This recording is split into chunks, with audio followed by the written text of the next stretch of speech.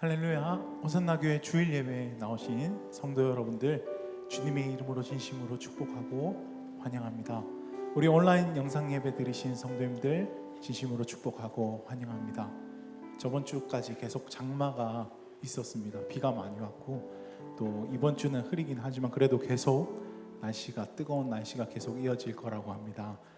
날씨가 어떻든 간에 교회가 제일 시원합니다.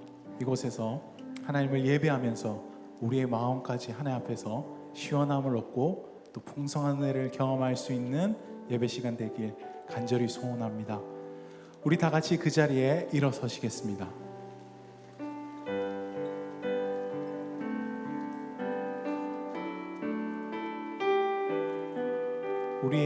우리에게 주신 입과 손으로 하나님을 오늘도 찬양합시다. 다 표현할 수 없어도 그렇게 고백합시다. 다 표현 못해도 나 표현하리라. 다 고백 못해도 나 고백하리라. 다 할 수 없어도 나 알아가리라. 다 닮지 못해도 나 닮아가리라.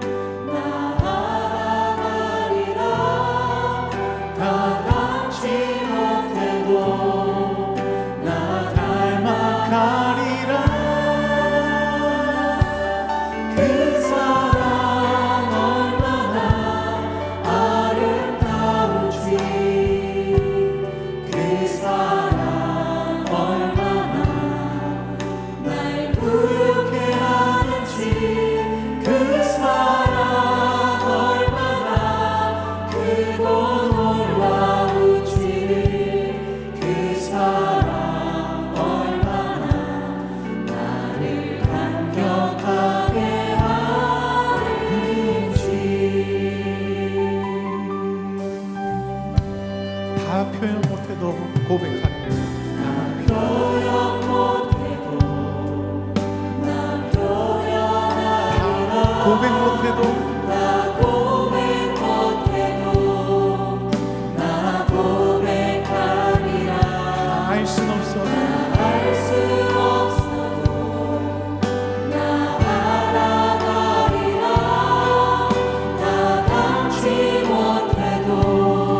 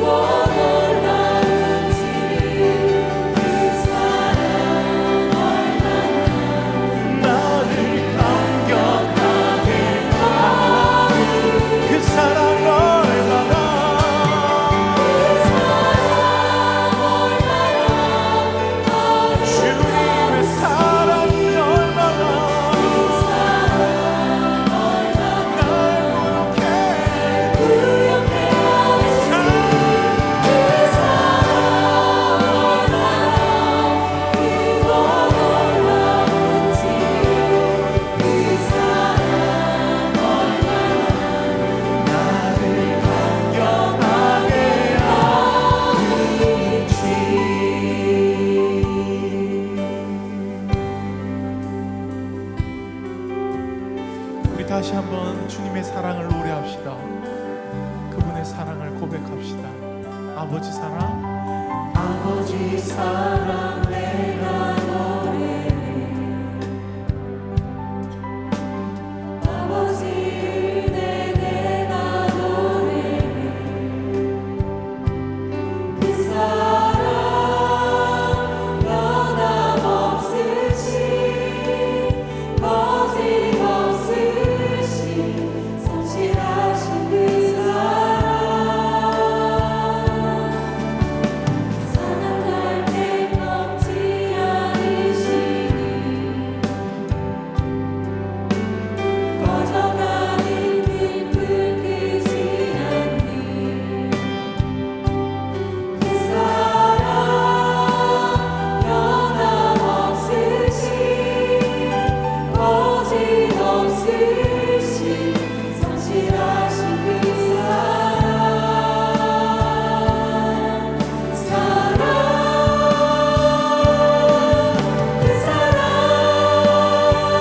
날 위해 죽으신 날 위해 다시 사신 예수 그리스도 다시 오실 그 사랑 죽음도 생명도 천사도 하늘의 어떤 곳에도 끊을 수 없는 영원한 그 사랑 예수.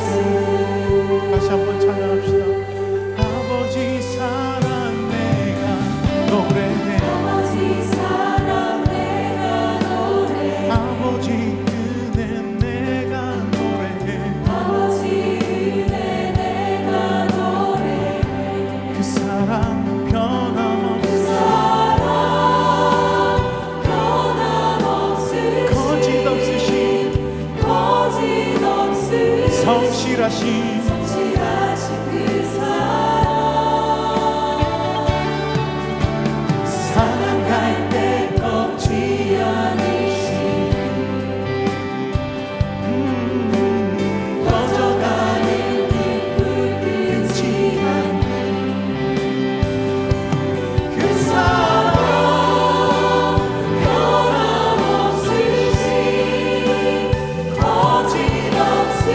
거짓없으신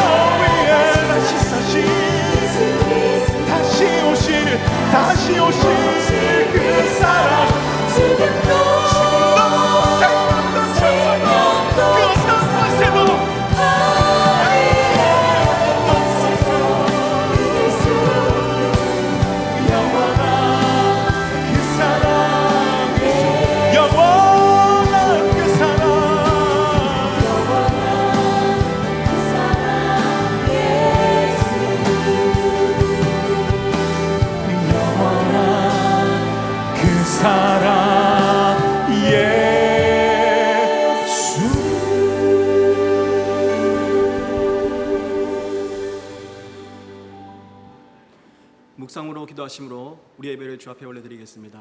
함께 묵상으로 기도하시겠습니다.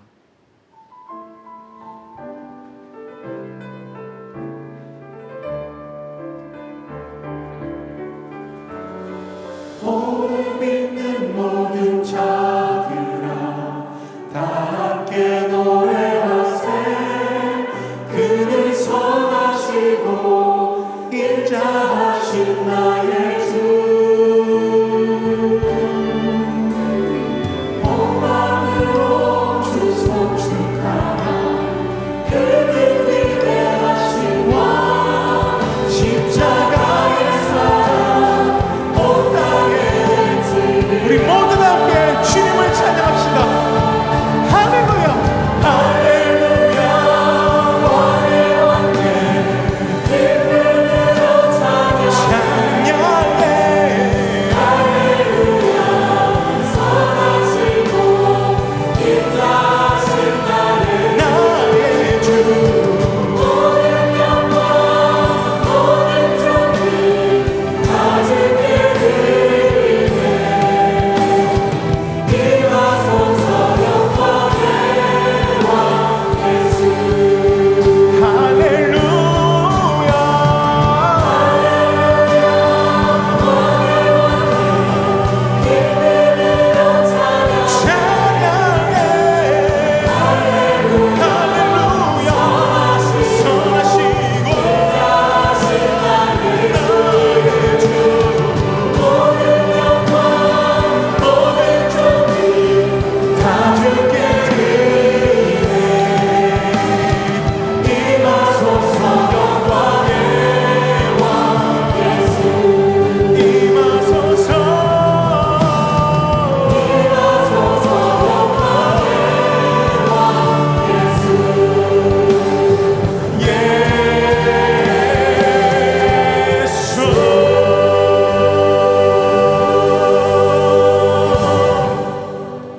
다 함께 사도신경으로 우리의 신앙을 고백하겠습니다. 나는 전능하신 아버지 하나님 천지의 창조주를 믿습니다. 나는 그의 유일하신 아들 우리 주 예수 그리스도를 믿습니다. 그는 성령으로 잉태되어 동정녀 마리아에게서 나시고 본디오 빌라도에게 고난을 받아 십자가에 못 박혀 죽으시고 장사된 지 사흘 만에 죽은 자 가운데서 다시 살아나셨으며 하늘에 오르시어 전능하신 아버지 하나님 우편에 앉아 계시다가 거기로부터 살아있는 자와 죽은 자를 심판하러 오십니다. 나는 성령을 믿으며 거룩한 공교회와 성도의 교제와 죄를 용서받는 것과 몸의 부활과 영생을 믿습니다. 아멘.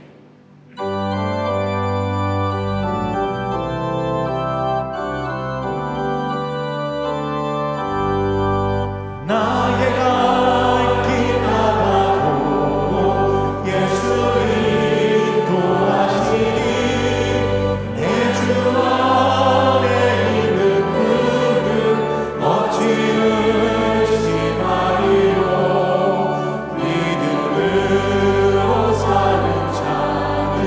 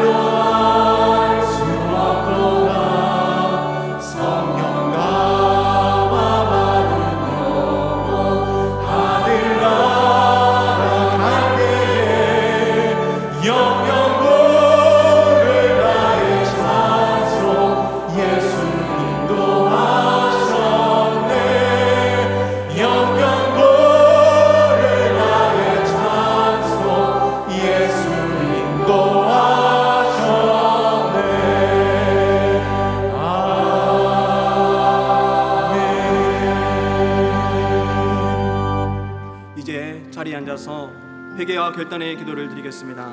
지난 한 주간 주님의 뜻대로 살지 못했던 우리의 삶을 회개하며 하나님의 자녀다운 삶을 살기로 결단하는 기도를 주 앞에 올려드리겠습니다. 함께 기도하시겠습니다.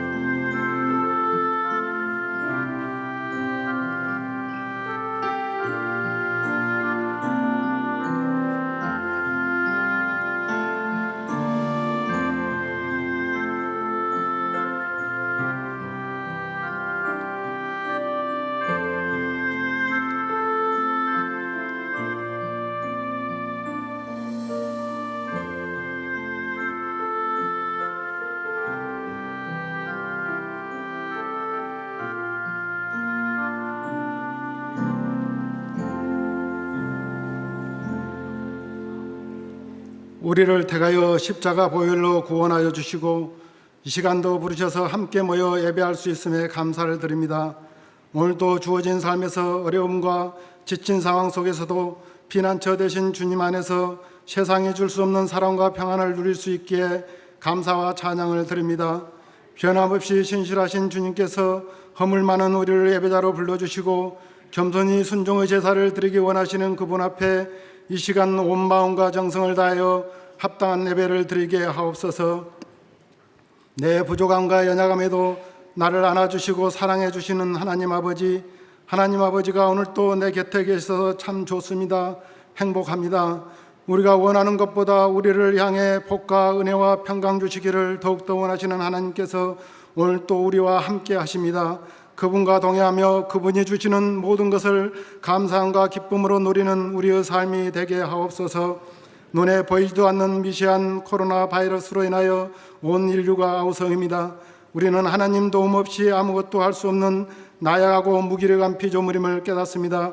우리 인간의 강팍함과 교만함을 용서하시고 긍휼을 베푸셔서 하루속히 코로나가 소멸되어 통제되고 된 우리의 일상이 정상적인 생활로 회복되게 하옵소서. 여러 가지 어려움과 불확실한 상황들이 우리를 두렵게 하고 낙심케 하지만 여전히 오늘 또 우리와 함께 하시는 주님 붙잡고 주님께서 공급하시는 능력으로 새 힘을 얻어 주어진 하루하루를 힘있게 살아가게 하옵소서. 주님을 더욱 사랑하고 앙망하는 것, 그것이 우리를 새롭게 하고 새 힘을 얻게 합니다. 오늘 또 주님을 아니고서는 살 수 없음을 고백하며 우리 주님만이 힘이며 가장 큰 위로이며 평안임을 고백합니다. 나의 모든 것이 주님께로부터 온 것임을 기억하고 인정하며 오직 주님만이 나의 소망이십니다. 하나님의 꿈이 나의 비전이 되고 예수님의 성품이 나의 인격이 되며 성령님의 권능이 나의 능력이 되길 바라고 원하며 기도합니다. 우리 호산나 교회를 통하여 하나님의 뜻을 이루어가게 하시며 복음을 선포하고 진리를 실천하며 온전히 세워지는 공동체로서 하나님을 기쁘시게 하며 세상을 변화시키며 이웃을 섬기는 아름다운 교회 행복한 성도 되게 하옵소서. 코로나로 인하여 여름 사역들이 영상으로 대체되거나 축소되어 진행됩니다. 그러한 가운데서도 성령 충만함으로 은혜가 더욱 넘쳐 예수님 닮게 하옵소서. 다음 세대를 위한 믿음소 비전센터 건축이 시작부터 완공까지 어려움 없이 순조하게 잘 진행되게 하시며 모든 성도님들이 기도로 동참하여 함께 지어져가는 성전 되게 하옵소서. 이제 말씀을 듣습니다. 말씀을 전하시는 유진수 담임 목사님께 성령 충만함을 부어주시어 권능으로 말씀을 선포할 때에 우리는 듣고 깨닫고 마음판에 새겨 행함으로 날마다 기쁨과 감사로 변화되는 삶을 살게 하옵소서. 하루하루를 살아가며 수많은 것들을 보고 듣고 접하게 되지만 그 모든 것 안에서 주님께서 바라보는 곳, 주님께서 향하는 곳, 주님께서 말씀하신 것에 내 마음과 시선을 고정시키게 하옵소서. 한 주간도 주님과 동행하며 하나님의 사랑을 풍성히 경험하기를 원하며 예수님의 이름으로 기도하옵나이다. 아멘.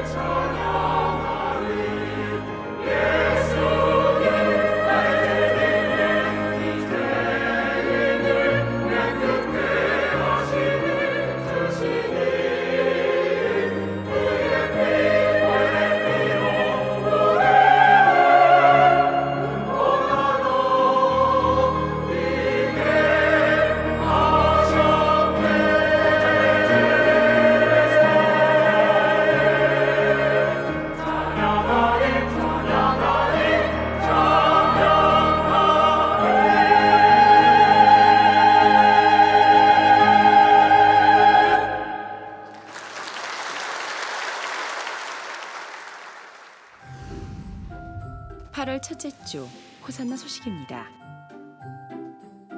오늘 호산나 교회 주일 예배에 나오신 성도님들을 주님의 이름으로 환영합니다. 예배 시에는 마스크를 반드시 착용해 주시고 등록을 원하시는 분은 예배 후 명지는 2층 새가족실에서 하단은 교역자에게 안내를 받으시기 바랍니다. 정기당회가 오늘 오후 4시 명지 12층 당회실에서 있습니다. 8월 행정카운실은 서면보고로 대체됩니다. 위원회별 보고 및 안건 첨부 자료를 8월 3일까지 메일로 보내시기 바랍니다. 목요기도회가 8월 13일 목요일부터 매주 목요일 오후 7시 30분부터 9시 30분까지 명지 1층 사랑홀에서 있습니다. 선교지에 있는 호산나 파송 선교사님들께 위로와 격려의 마음을 편지에 담아 전달합니다. 오늘 주보 별지로 들어있는 편지지에 작성한 후 명지 1층 희망편지 우체통에 넣어주시기 바랍니다. 선교 물품과 마스크를 모집합니다. 명지 1층 선교 데스크에서 접수하여 8월 9일까지 받습니다. 리딩 앤 드림 2학기생을 모집합니다. 모집 및 면접 기간은 8월 9일 주일부터 22일 토요일까지입니다. 명지 카페 더 미션 및 하단 꿈드림 카페가 오늘부터 정상 운영됩니다. 코로나19 대응팀 봉사자를 모집합니다. 작은 성김으로도 교회를 안전하게 지킬 수 있는 기회이오니 많은 참여 바랍니다. 2020년 교육부 여름사역 일정입니다. 교회 방역수칙에 따라 교육부 여름사역은 온라인 및 주일 예배를 통한 사역으로 진행됩니다. 그 외에는 주보를 참고해 주시기 바랍니다.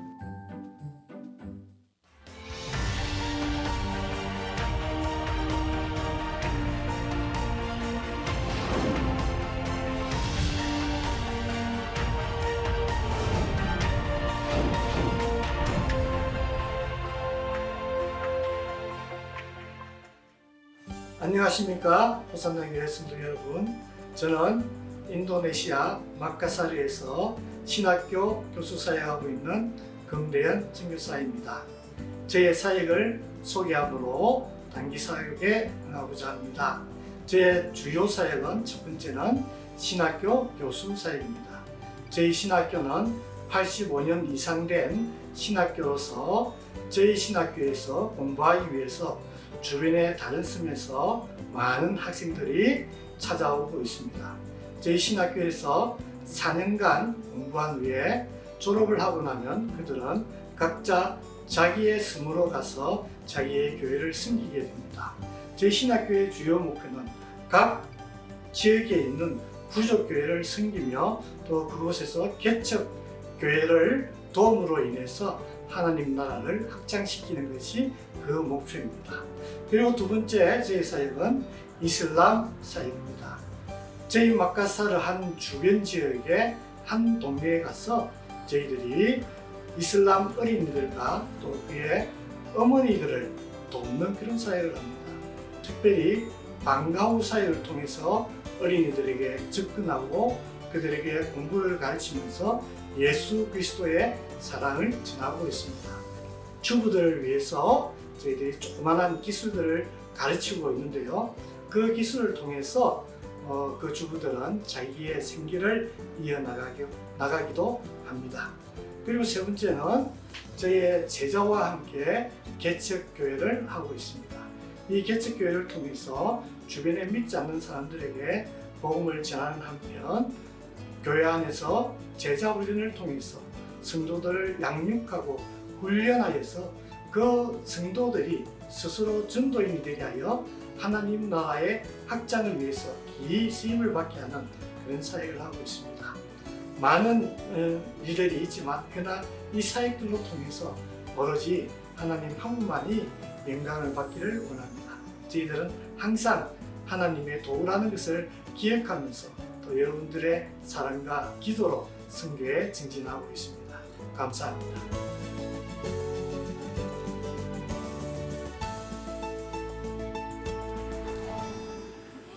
오늘 제배 처음 나오신 또 귀한 성도님을 소개하겠습니다.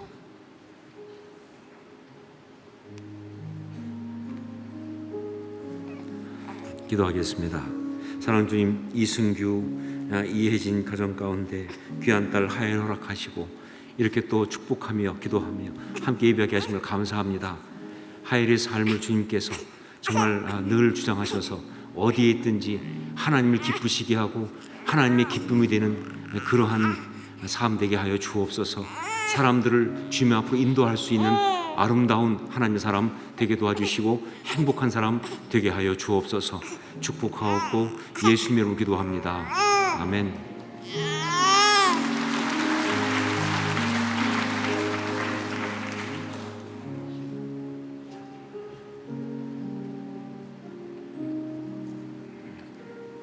기도하겠습니다. 주님, 윤동민, 김민지 가정 가운데 귀한 아들 지환 허락하시고 또 이렇게 예배 가운데 나와서 같이 축복하며 또 예배하게 하심을 감사합니다.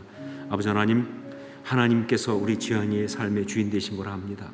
정말 친히 인도해 주시고 모든 생각과 언어와 그리고 삶의 모든 결정들이 하나님의 것 될 수 있도록 이 아들에게 지혜 주시고 능력 주시고 성령의 감동을 함께하여 주시옵소서. 정말 많은 사람들이 이 아들을 통해서 하나님 앞에 올 수 있는 그런 리더십 되게 하여 주옵소서. 축복하옵고 예수님 이름으로 기도합니다. 아멘.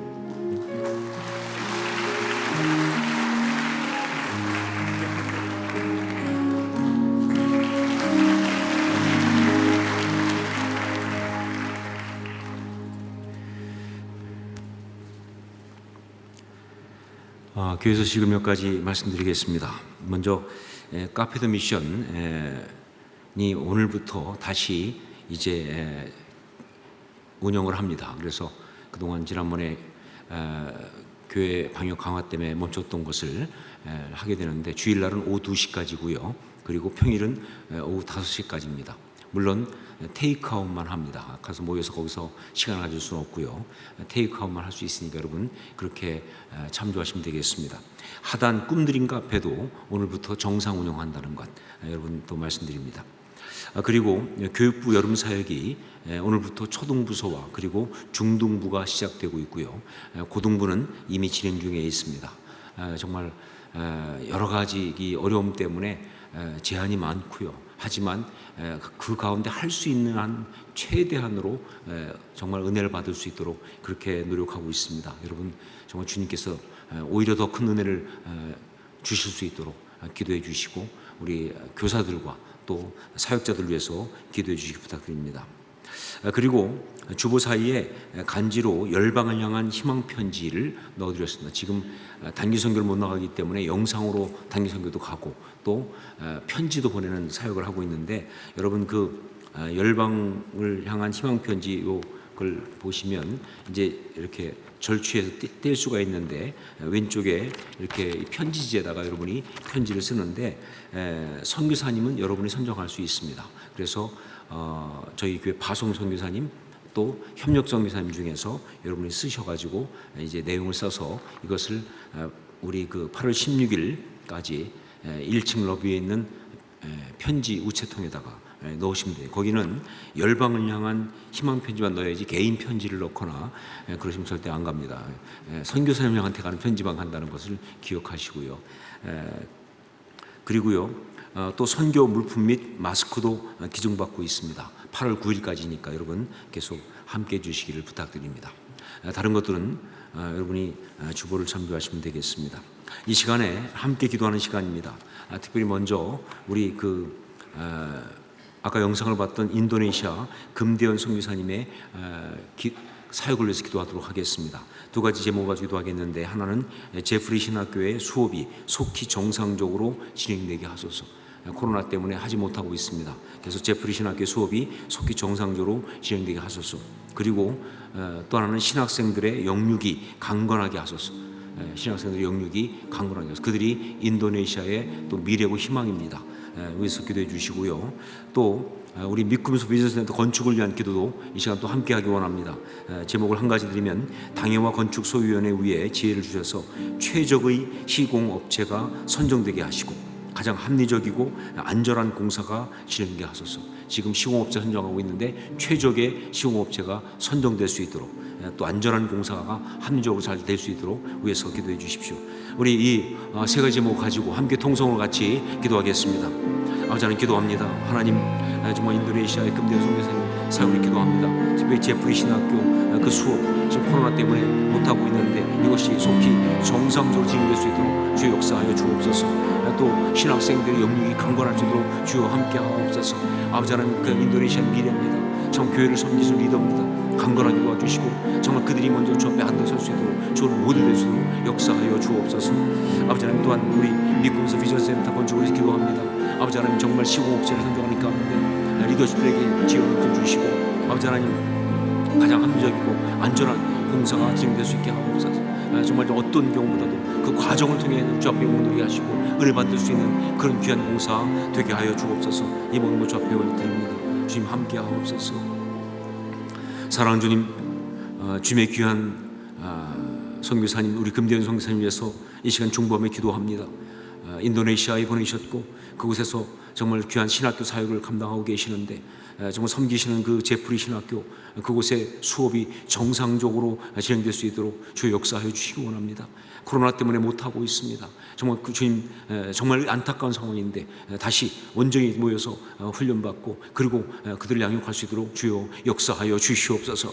또한 우리 신학생들의 영육이 강건할 수 있도록 붙잡아 주시고 인도네시아 미래를 책임질 수 있는 그런 리더십인데 그렇게 아름답게 세워 주시옵소서. 또 우리 믿음서 비전센터 건축을 기도합니다. 시공업체를 선정하는 그런 시간입니다. 우리 장로님들에게, 담당하신 분에게 지혜 주시고 정말 주님께서 함께 하심으로 가장 합리적이면서 안전하게, 그러나 가장 귀하게 정말 이 공사를 진행할 수 있도록 그렇게 업체가 선정되게 도와주시고 이 모든 과정을 통해서 주 앞에 영광될 수 있도록 인도하여 주시옵소서. 이 시간 또한 주 앞에 우리가 예물을 가지고 나왔습니다. 예배를 드리면서 우리 마음을 담아서 예물을 올려드립니다. 주님 받아주시고 우리 삶을 흠양해 주시고 우리가 정말 주 앞에서 이 어려운 가운데 있지만 오직 주님만 바라보고 헌신하며 나가는 아름다운 신앙의 모델로 살아갈 수 있도록 역사하여 주시옵소서. 우리의 삶의 구체적인 부분들, 생업까지도 축복하여 주시옵소서. 예수님 이름으로 기도합니다. 아멘.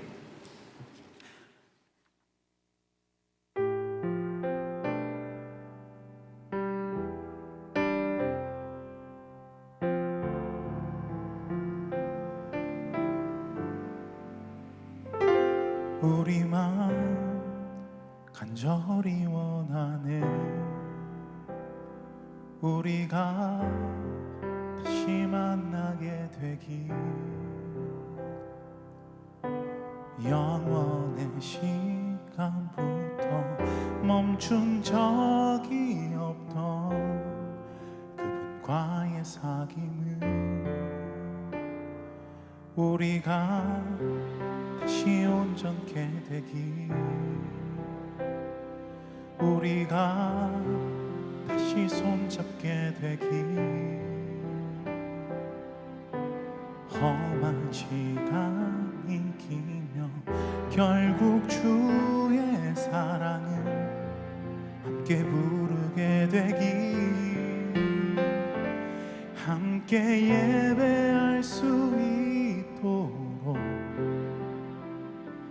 다시 예배할 수 있도록 우리의 길 열어주소서 우리의 삶 열어주소서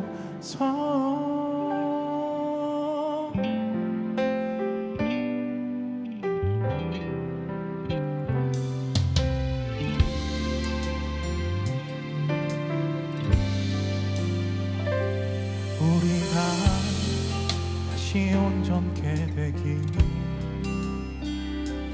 우리가 다시 손잡게 되길 험한 시간이 기며 결국 주의 사랑을 함께 부르게 되길 함께 예배할 수 있도록 다시 예배할 수 있도록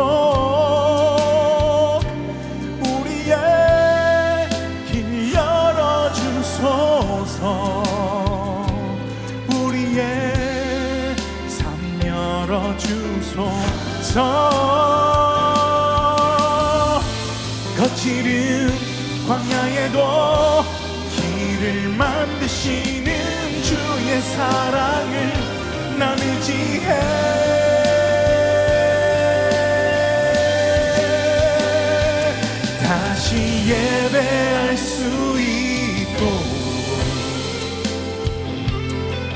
함께 예배할 수 있도록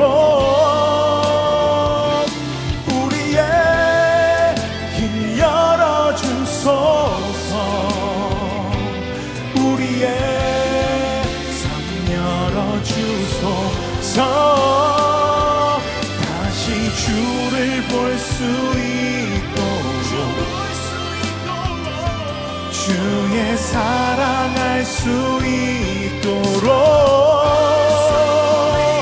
우리의 눈 열어주소서.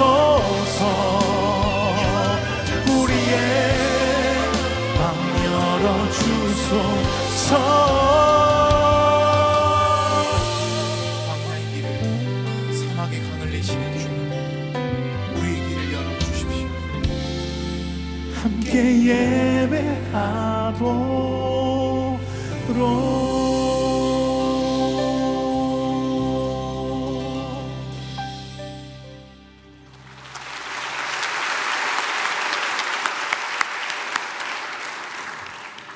귀한 상에 감사드립니다. 말씀을 함께 나누겠습니다. 사도행전 21장 1절부터 14절까지 말씀입니다. 사도행전 21장 1절로 14절 말씀 가운데서 10절부터 14절까지를 한 절씩 교독하도록 하겠습니다. 제가 먼저 10절 말씀을 봉독합니다. 여러 날 머물러 있더니 아가보라 하는 한 선지자가 유대로부터 내려와 우리에게 와서 바울의 띠를 가져다가 자기 수족을 잡아매고 말하기를 성령이 말씀하시되 예루살렘에서 유대인들이 이같이 이 띠 임자를 결박하여 이방인의 손에 넘겨주리라 하거늘 우리가 그 말을 듣고 그곳 사람들과 더불어 바울에게 예루살렘으로 올라가지 말라 권하니 바울이 대답하되 여러분이 어찌하여 우러 내 마음을 상하게 하느냐. 나는 주 예수의 이름을 위하여 결박당할 뿐 아니라 예루살렘에서 죽을 것도 각오하였노라 하니 함께 읽습니다. 그가 고난을 받지 아니하므로 우리가 주의 뜻대로 이루어지이다 하고 그쳤노라. 아멘. 제가 대학에 다닐 때 여러분이 아는 것처럼 저는 철학과 학생이었는데 그러다가 은혜를 받았습니다. 은혜를 받고 나서는요 철학과 강의보다는 신학과에 가서 강의를 훨씬 많이 들었습니다. 자, 그런데 그때 제가 다니던 대학의 그 신학과는요 소위 자유주의 신학이 있는 그런 곳이었어요. 그러다 보니까 강의를 들으면 들을수록 신앙이 떨어지는 그런 경향이 있는 그런 학교였습니다. 자, 그런데 저는 소위 정말 은혜를 그야말로 너무 세게 받아가지고 그래서 전혀 그렇지 않았어요. 말 그대로 무슨 독을 마실지라도 해를 받지 아니하며 그런 상태였습니다. 아무리 자유주의 신학을 들어도 저는 뭐 그것 때문에 뭐 신앙이 떨어지거나 뭐 그러지 않았다는 거예요. 그냥 정말 다른 어떤 걸 떠나서 그냥 가서 하나님 이야기 듣는 게 좋았어요. 그게 어떤 식이든 간에 하나님 이야기 하는 게 너무 좋았고요. 그리고 성경 말씀 공부하는 것 자체가 너무 좋았습니다. 저한테는요, 제가 나중에 신대원 대학원에 가서 공부하면서 받았던 그 은혜보다도 오히려 학부 때 그 자유주의 경향이 있는 그 신학과에 가서 들었던 강의 들으면서 받았던 은혜가 훨씬 클 정도로 너무너무 좋은 시간이었습니다. 무엇보다도 거기서는요 제가 이전에 알지 못했던 그 말씀의 새로운 비밀들을 공부하는 게 그게 너무 좋았어요. 그동안 교회 성경 공부하면서는요 그냥 교회 성경 공부에 하면서 하는 정도 그런 거였잖아요. 그렇죠? 내용들을 가지고. 그런데 거긴 그것이 아니라 신학이라고 하는 학문적인 작업을 통해 발견된 비밀들을 나누니까 이게 훨씬 더 정말 좋은 거예요. 정말 그걸 배우면서 그동안 알지 못했던 너무 깊은 은혜를 많이 체험했어요. 물론 뭐 그것은 일종의 저의 지적 허영심을 채우는 뭐 그런 것 때문에 제가 좋았을 수도 있어요. 하지만 그것보다는요 말씀의 그 깊은 은혜 때문에 그랬던 것 같습니다. 정말 말씀은요 고기 같아서, 고기 중에서도 한우 같아서, 뭐 그런 비유가 사실 말이 안 되지만 그러나 정말 굳이 그렇게 비유한다면 말씀은요 정말 고기 같아서 씹으면 씹을수록 더 깊은 은혜가 있다. 그런 것이죠.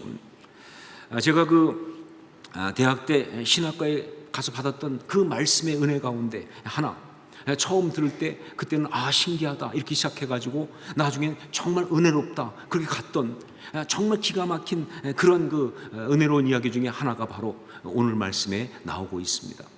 할 수만 있으면 저는요, 제가 그날 받았던 그 은혜를 여러분들이 다 받을 수 있기를 그렇게 바라고 원합니다. 주님께서 역사하실 줄 믿습니다. 우리 1절 말씀을 함께 읽도록 하겠습니다. 1절을 함께 읽습니다.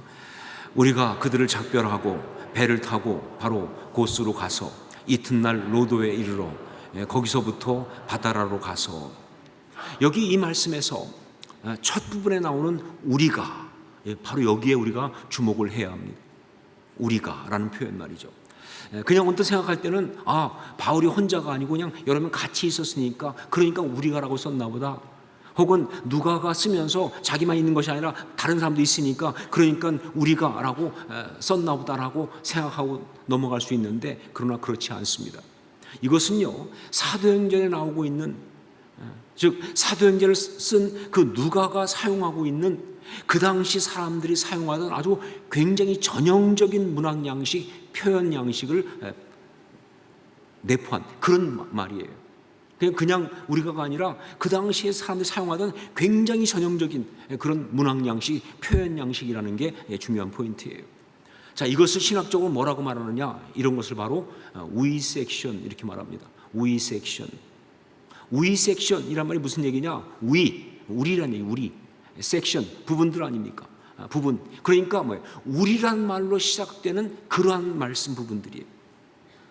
즉 이 말씀은요, 주어를 다 우리로 쓴다는 거예요. 그렇게 우리란 말로 사용되는 그런 어떤 부분들, 그래서 we section 이렇게 말합니다. 정확히 사도행전에는요, 이 we section이 4군데가 나오는데, 첫 번째는 사도행전 16장 10절로 17절, 사도행전 16장 10절로 17절에 나오고요. 두 번째는 사도행전 20장 5절로 15절, 사도행전 20장 5절로 15절에 나옵니다. 세 번째는 사도행전 21장 1절로 18절, 바로 오늘 본문이죠. 사도행전 21장 1절로 18절 여기 나오고, 그리고 네 번째는 사도행전 27장 1절부터 28장 16절까지 긴 부분입니다. 사도행전 27장 1절로 28장 16절까지 이렇게 4군데 나오는 것이죠. 자, 그렇다면 이 we section, 이건 도대체 무슨 특별한 문학 양식, 무슨 특별한 표현 양식인가 하는 것이죠. 누가는 왜 이런 특별한 표현 방식을 사용할까 하는 것과 함께 이게 궁금합니다. 자, 여기서 바로 이 성서신학자들의 연구가 빛을 발합니다. 학자들은 참 대단해요. 이걸 연구하면서 그 당시 그 고대 근동에서 있었던 문헌들을 다 조사하기 시작했어요. 조사를 해보니까 놀랍게도 성경만이 아니라 그 당시 다른 문헌 가운데도 바로 이 we section이 많이 나오더라는 거예요. 여기만이 아니라 다른 문헌에서 동일하게 we, 즉 우리가로 시작되는 we section이 많이 나오더라는 거예요. 자, 그런데 그것들을 쭉 찾아보니까 그것들은 다 뭐였느냐? 바로 항해 일지였다는 겁니다. 항해 일지. 예, 그렇습니다. 이 we section은요, 그 당시에 항해하는 사람들이 그 항해 일지를 기록할 때 전형적으로 사용하던 바로 그 방식입니다. 예, 항해 일지를 쓰면서 그 당시 사람들은요, 우리라고 쓰는 거예요. 주어를 무조건 우리예요. 이게 바로 전형적인 방식이에요. 자, 그렇다면 그 당시 항해 일지를 쓰는 사람들이 왜 우리라고 하는 이 표현을 고집했을까? 왜 주어를 무조건 우리라고 쓰는 이 독특한 방식을 택했을까? 예, 이유는 분명합니다. 바로 뭐냐면 혼자서 가고 싶지 않아서, 아니 혼자 갈 수가 없어서 이겁니다. 그래요. 단지 그냥 몇 명이 함께 가니까 그냥 우리라고 쓴 것이 아니고요. 바로 이 우리라는 표현을 쓰면서 바로 이런 마음이 있는 겁니다. 이 험한 바닷길, 이 어려운 이 바닷길, 이 두려운 길, 여기를 안전하게 가고 싶은 그 마음, 그 마음과 소원을 담아서 쓴 게 바로 우리예요. 그래서 그들은 절대 나라든가 혼자라든가 쓰지 않고 우리라고 쓰고 있는 거예요. 그러니까 여러분, 이 우리라고 하는 여기에는요, 단지 그냥 함께 가는 다른 동료들이 같이 있어 우리가 아니고요, 사실 누가 들어가 있느냐? 바로 그들이 섬기는 신들이 들어가 있는 거예요. 그들이 섬기는 신들이 들어가 있다는 의미로 우리라고 쓴 겁니다. 바로 그런 문학 양식을 사도행전의 기록자인 누가는요, 사도행전 곳곳에서 사용하고 있는 거예요. 오늘 말씀에서도 그렇고요.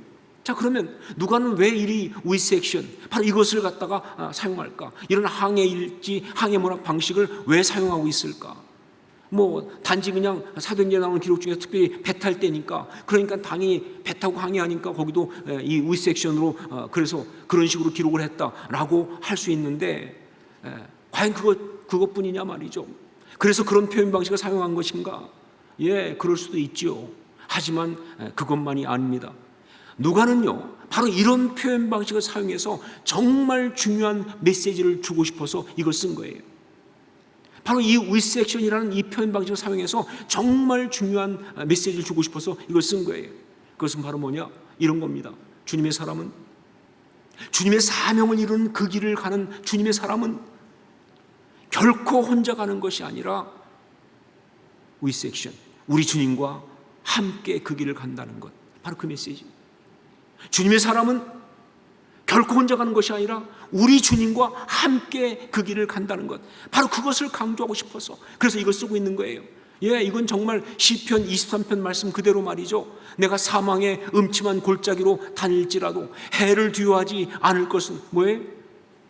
주께서 나와 함께 하심이라. 바로 그 이야기입니다. 그 메시지예요. 내가 사망의 음침한 골짜기를 다니지만 그러나 해를 두려워하지 않을 것은 이런 한 가지예요. 내가 혼자가 아니고 뭐예요? 주께서 나와 함께 하심이라. 바로 그 메시지예요. 그렇습니다. 그 당시 세상의 선원들은요, 우리라고 하는 여기에다가 자기의 신들을 집어넣으면서 그러면서 아주 막연하게 보호받기를 원해서 이런 식으로 표현을 했지만, 그러나 바로 그것을 가져다가 누가는요, 이 우리라는 표현을 쓰면서 신실하신 우리 주님이 그 모든 일을 함께하고 계시다고 하는 확실한 메시지를 집어넣고 있는 거예요. 막연한 이야기가 아닙니다. 바로 신실하신 우리 주님이 우리와 함께 이 험한 일이지만 가고 있습니다 라는 바로 그 메시지를 담아서 전하고 있는 것이죠. 자, 그런데 그런 이 with section 메시지 가운데서 사도행전 4개나 나온다고 그랬죠. 그런데 그 가운데서 오늘 말씀은요, 좀 더 특별하고 강렬합니다. 오늘 말씀의 이 with section은 사도행전에 나오는 것들 중에서 좀 더 강렬하고 특별하다 그 말이에요. 어떤 면에서 그러냐? 우선 오늘 말씀에 나오는 이 항해의 길은요, 밀레에서 시작해서 이 가이사랴까지 가는 그런 길인데, 그 여정이 한마디로 다른 곳보다 훨씬 더 어렵고 두려운 길이기 때문에 특별한 거예요. 밀레도에서 가이사랴까지 가는 그 길, 그런데 이 길이 다른 여정보다 훨씬 더 어렵고 두렵기 때문에 그런 거예요. 어떤 면에서 그러냐? 백길이 멀거나 혹은 뭐 바닷길이 험하거나 그래서 그런 거 아니에요. 무엇 때문에 훨씬 더 어렵고 두렵다 그러냐? 마음이 힘들어서 그런 거예요. 마음이. 왜냐하면요, 바로 이 길은요, 예루살렘까지 가는 길이거든요. 예루살렘까지 가는 길이에요. 가서 아주 힘든 갈등을 마주해야 하는 그런 길입니다. 여러분 그렇지 않아요? 그렇죠? 우리가 갔을 때 가서 힘든 갈등을 마주해야 한다면요, 그 길이 얼마나 힘들겠어요, 마음이. 가서 정말 갈등하고 잘못하면 죽을 수도 있는데 그런 길을 가야 한다면 얼마나 힘들겠어요. 하지만 그래도 가야 되는 길인 거예요. 왜? 주님이 주신 사명이 있으니까. 그러니까 포기할 수 없어요. 그래서 도망칠 수 없어요. 해가 아무리 힘들어도 가야 하는 그런 길인 거예요. 그래서 너무 어려운 길인 거예요. 여러분 그렇습니다. 인생이란 이 항해의 길은요, 특히 신앙인으로 우리가 가야 하는 이 삶의 길은요, 아주 많은 경우 바로 그런 길입니다. 힘들 줄 알지만, 잘못하면 정말 죽을 수도 있지만, 손해볼 수도 있지만, 가고 싶지 않지만, 정말 피하고 싶지만, 그러나 그럼에도 불구하고 주님이 주신 그 사명이 있어서, 아니 내가 주님의 사람이니까, 그러니까 가야 하는 거예요. 그런 길인 거예요. 이것이 바로 우리한테 있는 신앙의 길이라는 것이죠. 그것을 정말 그래요. 목숨 걸고 가야 하는 거예요. 이게 바로 우리한테 있는 신앙의 길인 거예요. 여러분, 이거는요, 얼죽아 아시죠? 얼어 죽어도 아이스 커피, 그런 식 어떤 그런 어떤 이야기가 아니에요. 혹은 뭐 아이들 말대로 못 먹어도 고, 그런 식의 어떤 이야기가 아니에요. 그냥 그런 객기나 무대포로 해볼 수 있는 그런 길이 아니에요. 이건 정말 생명을 건 용기와 결단으로 가는 그런 길이에요. 왜냐하면요, 이게 신앙의 길이니까. 이 신앙의 길은요 정말 힘들고 어렵지만 그러나 진짜 아름다운 길이니까, 아니 반드시 가야 하는 길이니까, 그래야 우리가 사니까 말이죠. 이건 목숨을 걸고 가야 하는 그런 길이다. 바로 오늘 말씀에 나오는 We section, 이것은요 바로 이런 우리의 신앙의 길을 너무나 잘 보여주고 있어요. 그래서 특별해요. 그래서 정말 강렬합니다. 자, 그런데 오늘 말씀이 사도행전에 나오는 이 We section들 가운데서 정말 특별하고 강렬한 이유가 또 하나 있습니다. 그 길이 험하고 그 길이 어렵고 두렵다는 것, 그것보다는요 바로 그 길을 우리, 즉 혼자가 아니라 주님과 함께 걸어가야 되는데, 그런데 바로 오늘 말씀에 뭐가 나오느냐, 어떻게 주님과 함께 걸을 수 있는지 그게 나온다는 거예요. 구체적으로 어떻게 주님과 함께 걸을 수 있는지 바로 그게 나오기 때문에, 그걸 너무나 잘 보여주기 때문에, 그래서 이 말씀은 굉장히 특별하고 강렬한 말씀이에요. 자, 보십시오. 오늘 말씀 보면요 항해 일지답게 그 항해 여정이 정확하게 소개가 되고 있습니다. 밀레도에서 고스로, 지도가 보이시죠? 밀레도에서 고스로, 고스는 섬입니다. 거기서 자고 나서 그 이튿날 로도도 섬입니다. 거기서 또 바다라는 바로 항구죠. 그리고 거기서 베니게로 가는 배를 만나 타고 구부로 오른편으로 항해해서 수리아로, 안디옥이 있는 수리아 지방으로, 그래서 결국 수리아에 있는 두로라고 하는 곳에 상륙해서 배 짐을 푸는 동안에 일해, 즉 7일 동안 거기 머물다가, 그러다가 그 다음에 돌레마이로 거기 가서 또 하루 머물고 그 다음에 이튿날 가이사랴에 도착한 거예요. 이게 항해 길이에요. 그리고 그 가이사랴에서는 이제 육로로 나중에 예루살렘으로 올라가게 되는 것이죠. 자, 그런데 이렇게 항해 여정을 소개하면서 누가는요 이 여정 사이에 이야기를 끼워놓고 있어요. 그냥 여정만 소개하는 것이 아니라 여기에 이야기를 끼워놓고 있어요. 구체적으로 세 가지의 이야기를 끼워놓고 있습니다. 하나가 뭐냐, 두로에서 제자들과 교제한 이야기. 두로에서 제자들과 교제한 이야기. 그게 4절로부터 6절에 나옵니다. 이래 동안 있을 동안에 제자들과 교제했던 이야기가 나오고 있어요.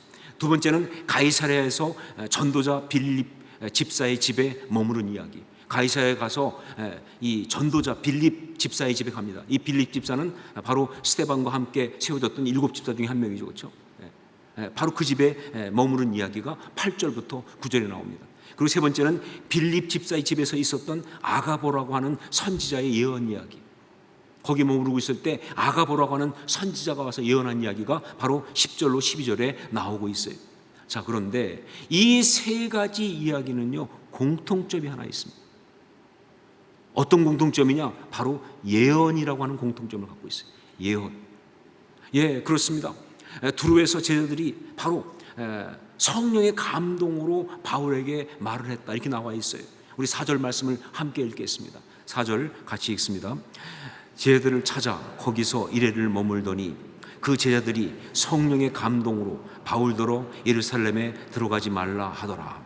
이 성령의 감동으로, 이게 무슨 뜻이냐, 바로 예언의 은사를 사용했다, 그 뜻이에요. 그들이 예언의 은사가 있어서 그 예언의 은사를 사용해서 바울 보고 예루살렘에 들어가지 말라고 그렇게 이야기한 거예요. 이게 두로에서 있던 이야기입니다. 자, 그 다음에 가이사랴에서 전도자 빌립 집사의 집에 머무를 때 이야기는요, 성경은 그 얘기를 하면서 특별히 그 빌립 집사의 4딸 이야기를 하고 있습니다. 왜 갑자기 빌립 집사의 4딸 이야기를 하고 있을까? 우리 9절 말씀을 함께 읽도록 하겠습니다. 그 이유가 9절에 나오죠. 9절 말씀을 함께 읽습니다. 그에게 딸 4이 있으니 처녀로 예언하는 자라. 바로 처녀로 예언하는 자라, 이 말씀이에요. 이 말씀은요 그 딸들의 직업이 처녀 예언자다, 그 뜻이 아니에요. 잘못 생각하면 처녀로 예언한 자라 그러니까 처녀 예언자 이렇게 생각할 수 있어요.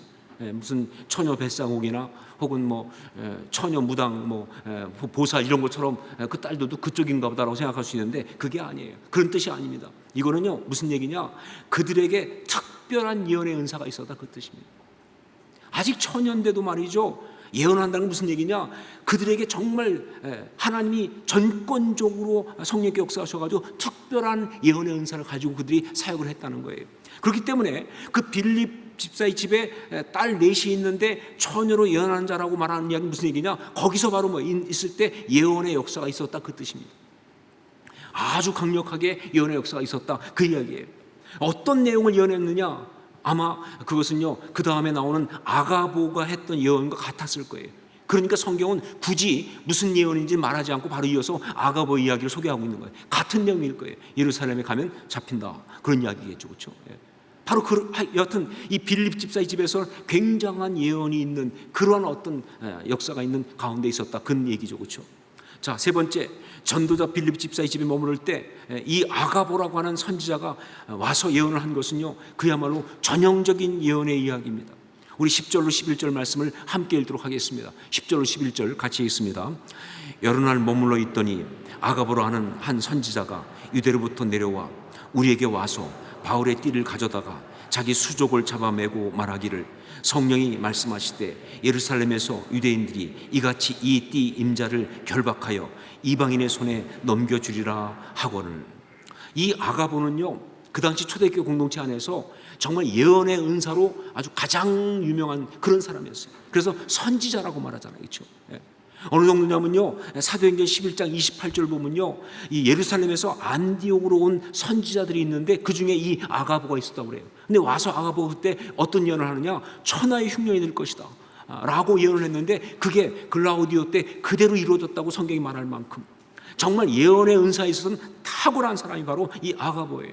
자, 그런데 이 아가보가 유대로부터 내려와가지고 여기서는요, 단순히 말로 예언하는 것이 아니라 그야말로 퍼포먼스, 그냥 말로 하는 것이 아니라 바울의 띠를 가져다가 그거로 자기 손을 묶고는 말이죠, 이 띠 임자가 예루살렘에 가면 이렇게 될 거라고 그렇게 예언하는 그런 일을 한 거예요. 여러분, 성경에 예언자들이 가끔 이렇게 퍼포먼스를 하는 경우가 있는데 이거는요, 무슨 뜻이냐? 강력한 예언이라는 뜻이에요.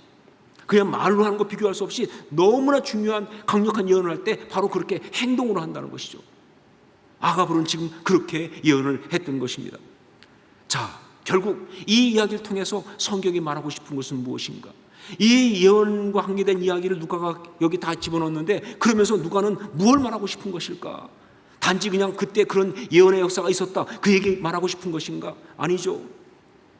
이 모든 것을 통해서 성경이 말하고 싶은 것은, 누가가 말하고 싶은 것은 뭐냐? 바로 바울이 그 힘든 항해의 길, 위섹션이라고 말할 수 있는 그 모든 길을 가면서 그가 바로 계속 주님의 음성을 듣고 있었다, 그 얘기하고 싶은 거예요.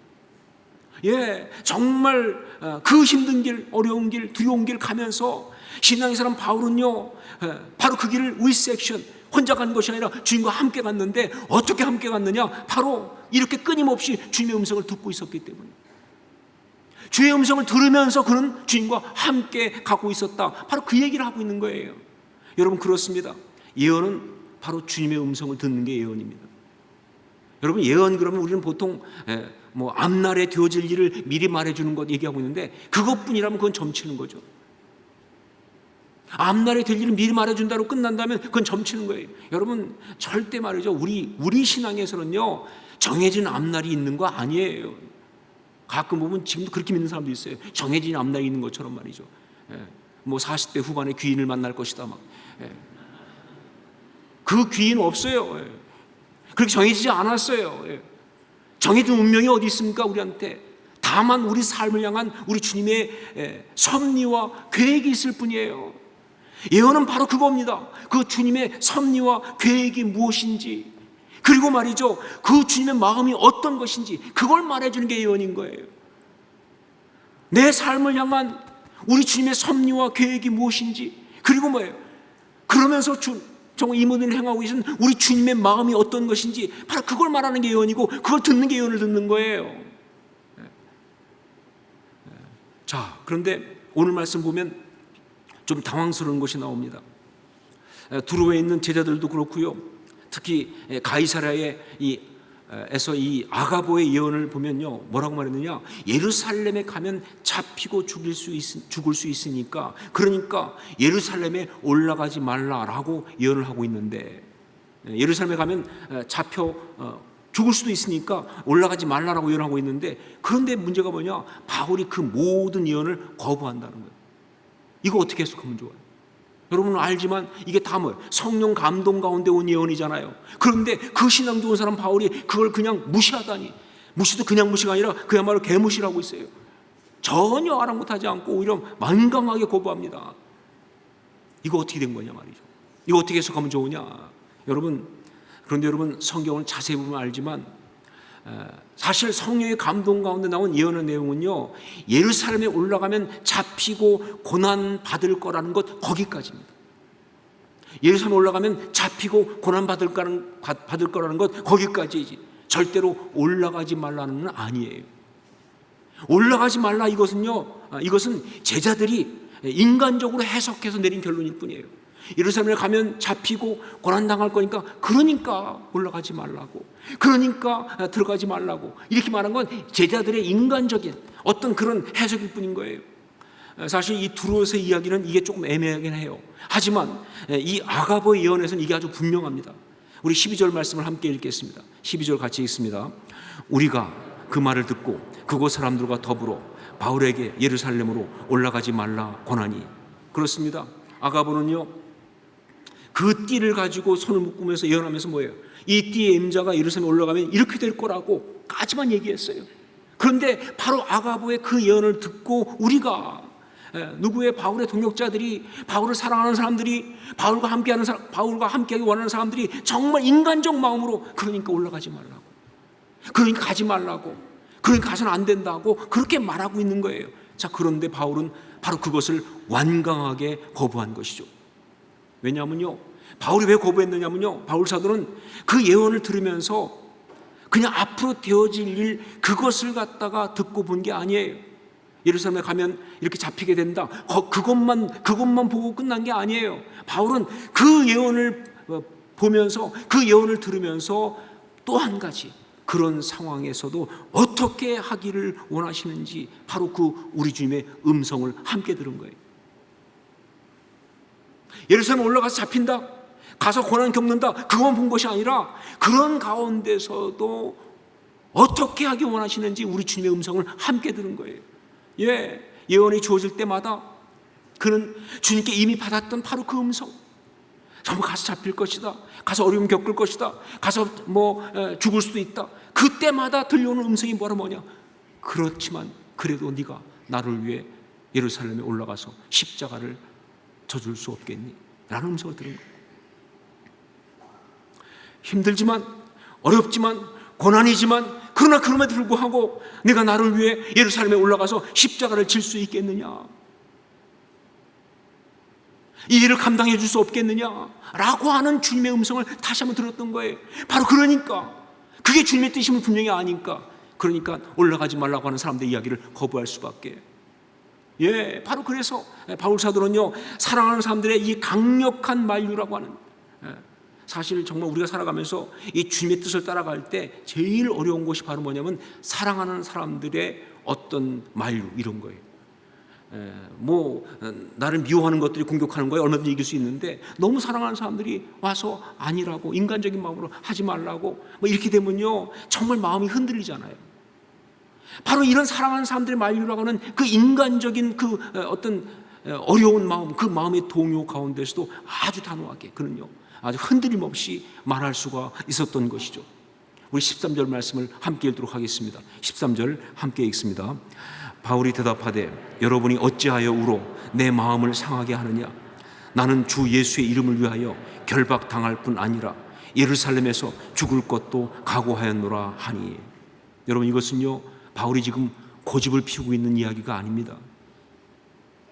그냥 고집 피우고 그냥 난 내 마음대로 할 거야, 그게 아니에요. 이것은요, 사람의 말을 듣지 않고, 상황의 말을 듣지 않고, 세상적이고 인간적인 그런 소리에 귀 기울이지 않고, 마음의 그 감정에 휩쓸리지 않고 오직 주님의 음성만을 듣는 사람, 그의 그 전형적인 고백이고요, 그의 전형적인 선포예요. 전 여러분이 다 그럴 수 있기를 주의 이름으로 축원합니다. 왜냐하면 그게 진짜 신앙이니까. 그래야 정말 신앙의 길을 갈 수가 있으니까. 여러분, 그렇습니다. 우리가 정말 신앙이라고 한다면요, 바로 이렇게 주님의 음성을 들어야 합니다. 어떤 상황에서 흔들리지 않고, 아무리 미혹한 자가 미혹해도 넘어가지 않고, 주님이 우리에게 주신 그 길을 정말 아름답게 걸으려고 한다면요, 오직 한 가지, 주님의 음성을 듣고 그 주님의 뜻에 순종하며 가는 것 외에는 다른 방법이 없어요. 여러분, 이것이 바로 우리, 즉 주님과의 동행, 진정한 주님과의 동행이 되는 거예요. 여러분, 조금 조심스럽지만 그러나 단호하고 분명하게 말할 수 있는 것이 있습니다. 그것은 참 신앙은요, 주님의 음성을 듣고 주님의 뜻을 따라가는 신앙, 그게 참 신앙이라는 거예요. 참 신앙은요, 주님의 음성을 듣고 주님의 뜻을 따라가는 신앙, 그게 참 신앙이라고 하는 거예요.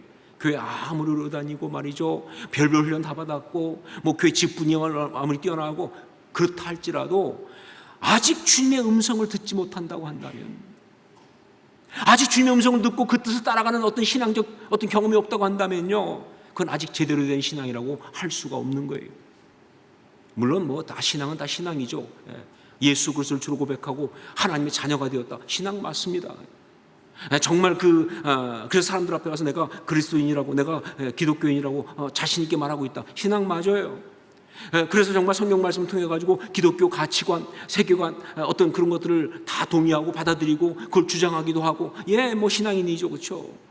정말 심정적으로 하나님을 의지하면서 하나님 날 도와주시겠지, 하나님이 함께 하시겠지, 뭐 이 정도 그렇게 해서 살아가는 거, 신앙인 맞아요. 그러나 이게 신앙인 거 분명히 맞지만, 그러나 진짜 신앙은 아니에요.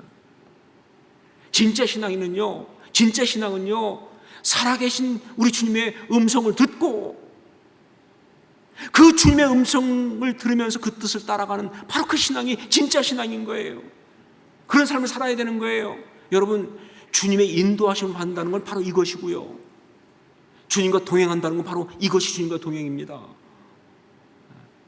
주님의 음성을 듣지 못하고 주님의 뜻을 따라가지 못하면요, 아직 진짜 신앙이라고 말할 수 없다는 것이죠. 자, 그러면 어떻게 주님의 음성을 듣습니까? 많은 분들이 지금 이 순간 이런 질문을 하고 있을 거예요. 어떻게 주님의 음성을 듣지? 그동안도 수도 없이 많은 사람들이 저한테 물어본 질문이기도 해요. 어떻게 주님의 음성을 듣습니까? 자, 그런데 여기에 대해서 한두 가지로 이렇게 듣는다라고 말할 수 없어요. 혹시 누가 이렇게 주님의 말씀을 듣는다고 한두 가지로 말하는 사람이 있으면 그건 무조건 이단이다,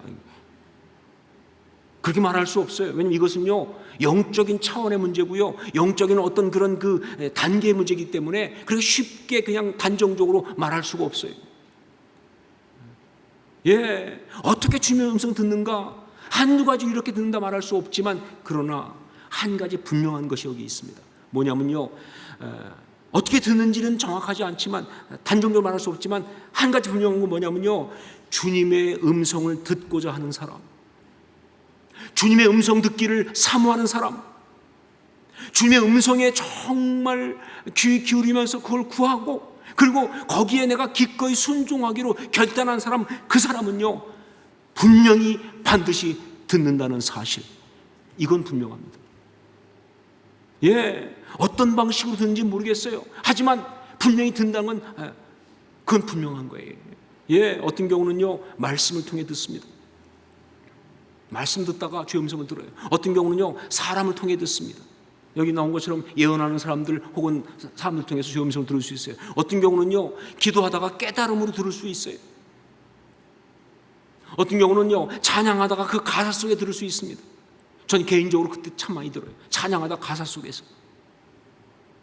어떤 경우는요 그냥 마음속에 떠오르는 생각 가운데 들을 수가 있어요. 그리고 어떤 사람은요 주님이 좀 특별한 경우지만 그냥 마음속에 떠오르는 생각 정도가 아니라 아예 귀로 들리는 것처럼 음성으로 들려주는 경우도 있습니다. 흔하지 않지만. 심지어 어떤 사람은요 꿈에서 듣기도 합니다. 하지만 여하튼 중요한 건 뭐냐? 분명히 듣는다는 거예요. 사모하는 사람 분명히 듣습니다. 구하는 사람 분명히 듣습니다. 원하는 사람 분명히 듣습니다. 그게 정말 주님의 음성이라고 한다면 그 사람은요 그 음성을 듣고 그 뜻을 따라갈 거예요. 이것이 영성이고 이게 신앙입니다. 이게 바로 주님과의 동행이라는 것이죠. 사랑하는 여러분, 지금 우리가 걷고 있는 이 신앙의 길의 이야기는요, 여러분 우리 모두는 지금 신앙의 길을 걷고 있습니다. 예수 그리스도를 주로 고백하고 그 주님을 섬기면서 신앙의 길을 걷고 있어요. 그런데 여러분 우리가 지금 걷고 있는 이 신앙의 길의 이야기는요 다른 이야기가 아니라 바로 우이 섹션이라는 사실을 기억하십시오. 혼자 가는 이야기 아니에요. 그냥 나 혼자 산 이야기가 아니에요. 여러분, 지금 코로나19 때문에 많이 힘들어요. 경제적으로도 많이 어려움이 있습니다. 정말 정치적 상황이나 모든 것이 너무 혼란스럽습니다. 인간적으로 고난 가운데 있는 사람 많이 있어요. 몸이 아픈 사람도 있고 관계가 힘든 사람도 있고 여러 가지 삶의 실패가 있는 사람도 있고 그래요. 자, 이런 여러 가지 힘든 가운데서 그래도 내가 주님의 사람이니까, 내가 예수 믿는 사람이니까, 정말 주님이 나와 함께 하시니까 내가 신앙으로 이 길을 가겠습니다 하고 정말 몸부림치면서 그 길을 가는 그 모든 길은요, 여러분, 우리가 혼자 가는 게 아니에요. 지금 혼자처럼 보이세요? 아니요, 혼자가 아니라 이건 바로 We Section, 우리 주님이 함께 하시는 길인 줄로 믿습니다. 예, 이 이야기 쓰고 나면요, 이 이야기가 바로 뭐예요? We Section이 되는 거예요. 우리 주님이 함께 걸었습니다. 예, 찬송가 나온 것처럼 내 인생의 여정 끝났을 때 그때 예수 인도하셨네 라고 고백할 수밖에 없는 바로 그런 스토리가 바로 우리 삶의 이야기가 되는 것이죠. 전 여러분이 바로 그런 삶 살 수 있기를 주님으로 축원합니다. 바로 그러기 위해서, 정말 우리의 삶의 이야기가 진정한 We Section이 되게 하기 위해서 여러분, 주님의 음성을 듣고 주님의 뜻을 따르는 그런 삶을 살아갈 수 있기를, 그것이 제일 중요해요. 그것밖에 없어요. 주님의 음성을 듣고 주의 뜻을 따라 살아가는 그런 삶을 다 살아갈 수 있기를 주의 이름으로 축원합니다. 그렇게 주님과 동행하십시오. 기도하겠습니다.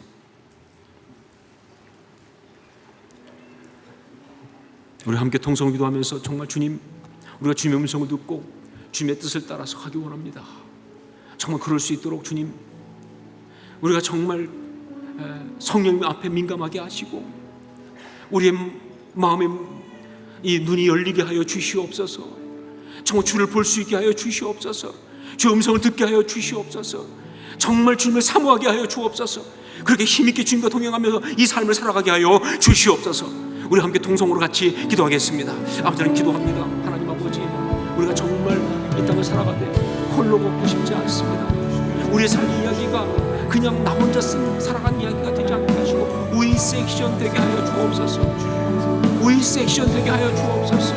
우리 주님이 함께 하신 이야기 We Section 되게 하여 주옵소서. 정말 그럴 수 있도록 성님, 우리가 주의 음성 듣게 도와주시고 그의 주님 따라가는 그런 영성 있게 하여 주옵소서. 아버지, 하나님 그렇게 살아가기 원합니다.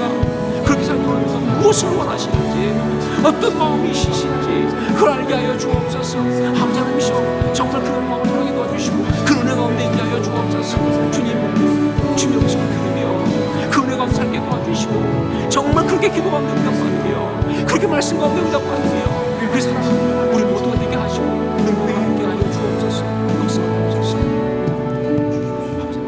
사랑하는 주님, 간구합니다. 우리가 이 땅을 살아가면서 이 인생이라는 항해를 하면서 혼자 힘들게 살아간 이야기로 끝나지 않게 하시고 정말 신앙인답게 We Section, 우리 주님과 함께한 아름다운 이야기를 쓸 수 있도록 역사하여 주시옵소서. 정말 그러면서 간구하옵나니 우리 영이 열려서 주의 음성을 듣게 하여 주시옵소서. 그리고 주의 뜻을 따라갈 수 있게 하여 주시옵소서. 그런 신앙인 우리 되게 하여 주시옵소서. 주님, 우리에게 그런 은혜를 허락하여 주시옵소서. 예수님 이름으로 기도합니다. 아멘. 우리 자리에서 일어나서 함께 찬양을 드리겠습니다.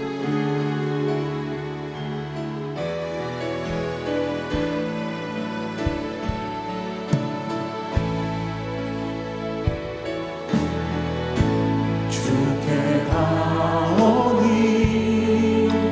날 새롭게 하시고 주의 은혜를 부어주소서.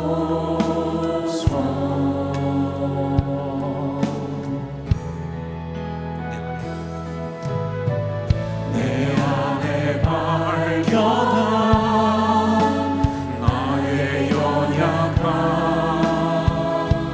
모두 벗어지리라. 주의 사랑으로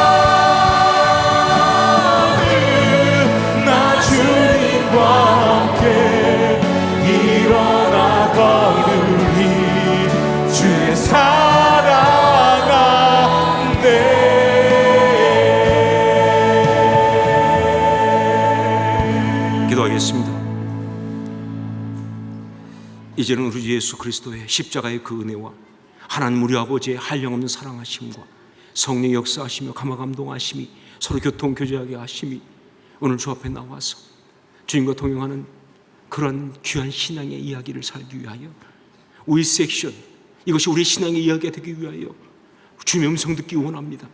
주님의 음성을 듣고 그 뜻에 순종하며 살기 원합니다. 고백하고 결단한 주의 아름다운 사람들 머리 위에, 주의 자녀들 머리 위에, 그리고 정말 주님께서 사랑하시는 이 나라 이 민족과 주께 피를 세우신 이 교회 위에 이제부터 영원까지 항상 함께 있을지어다. 아멘.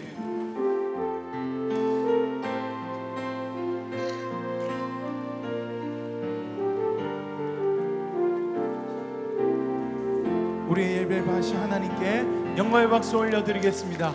할렐루야.